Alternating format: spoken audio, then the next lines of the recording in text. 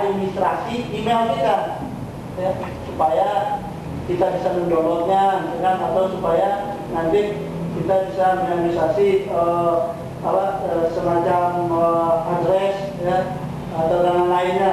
Jadi bukan bagian dari email server itu dulu. Dengan MTA, MTA itu Mail Transfer Agent, ya, Mail Transfer Agent.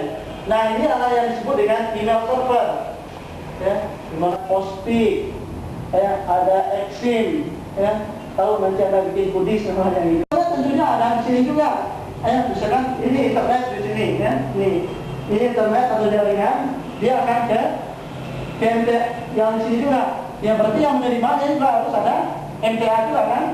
Dia harus punya email server juga. Ya, mau yang gratisan atau yang berbayar itu sama aja. Ya, mau pakai Gmail atau mau pakai Gmail atau mau pakai Yahoo atau mau pakai email server perusahaan, ya sama aja kan? Harus ada email server yang menerimanya. Yang menerima tadi siapa? SNTP. Jadi orang di MTA yang di sini juga harus ada SNTP-nya, ya, yang tugasnya menerima tadi, ya, yang dimana dia akan bercakap-cakap lewat sebuah jalur namanya protokol 25 tadi, ya, yang digunakan oleh SNTP. Oh, ini punyanya Anton nih, kan, portnya 25, ya, nama domainnya @ahmad.id, kan, nanti juga. Jadi email yang mau dikirim dan email yang diterima itu masuk ke dalam sekaligus, gitu kan? Nah, nanti akan dia baca di oleh Q tadi. Nah, di dalam MTA yang ini, ya, nanti ada lagi namanya MDA, ya. Di sini ada namanya MDA. Kalau sekarang nggak bisa, ya, nggak tulisan lagi namanya MDA. Ya, MDA itu di break, ya. Nah, sebenarnya ada lagi sebuah Q namanya hold, ya, itu dia menyimpan sementara, ya. Kalau misalkan emailnya banyak yang mau dikirim disimpan dulu. Nah, kalau yang di break tadi nanti dikirim lagi ke orang yang mengirim, ya, biasanya dengan pesan mailer daemon, ya. Kalau ada pernah mengirim atau melakukan salah mengirim email, pesannya jelas seperti itu, ya. Kalau yang menerima tadi juga akan ada Q-nya juga di sini, ya, yang dibagi dalam Q. Ya, di dalam Q nanti baru Anda bisa menggabungkannya dengan aplikasi yang lain, bisa pakai ngecek atau dengan IMAP Anda bisa melihat atau mendownload email, ya. Nah, itu kira-kira gambaran garis besar proses sebuah email yang bisa Anda kirim, kemudian bisa dibaca lagi oleh orang yang Anda tuju. Nah, baru kita nanti ada jibrak lain, ya, jibrak lain nanti sudah.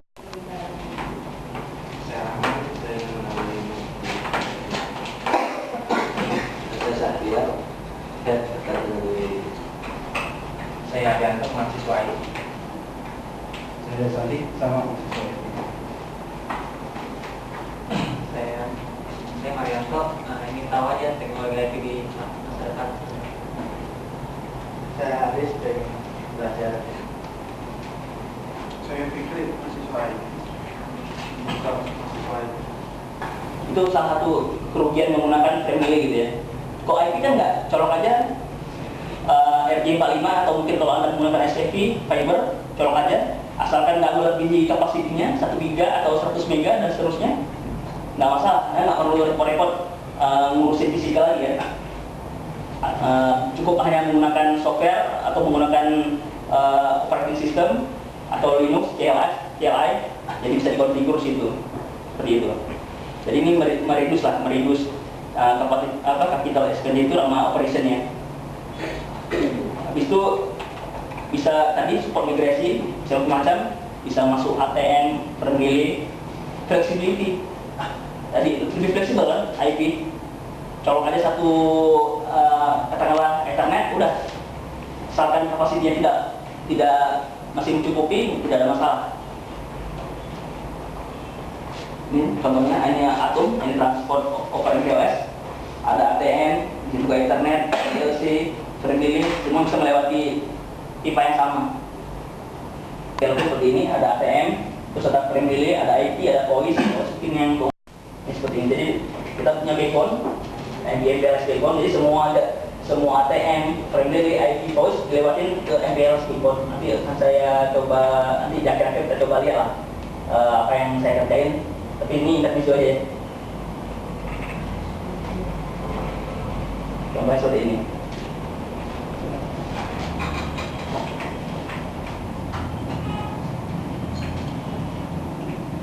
Ini ubah data IP domain, nanti akan lebih lanjut. Jadi salah satu fungsi dari MPLS tadi, kalau saya menggunakan bisa saya manage.